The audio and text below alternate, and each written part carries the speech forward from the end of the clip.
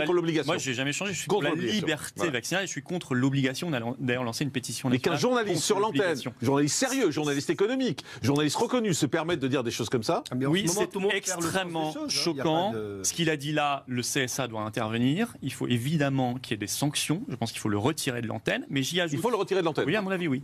C'est inadmissible. C'est un appel à la violence. Zemmour, mais on retire le... Attendez, laissez-le parler. Apolline de Malherbe ce matin qui dit les non-vaccinés sont des brebis galeuses. Thomas Porcher, un économiste, qui dit qu'il faut leur rendre la vie impossible. Emmanuel Ducrot, une journaliste de l'opinion, qui dit ça suffit, elle tape du poing sur la table comme si elle avait la moindre reconnaissance médicale, etc. Ces gens sont en train de devenir fous et tyranniques. Voilà. Donc là se mettent en place, si vous voulez, les ferments d'une dérive quasi fasciste. C'est avec des gens qui, au nom d'un conformisme absolu, ne sont plus capables de réflexion individuelle. Il faut relire Rhinocéros de Ionesco, on voit comment ça marche.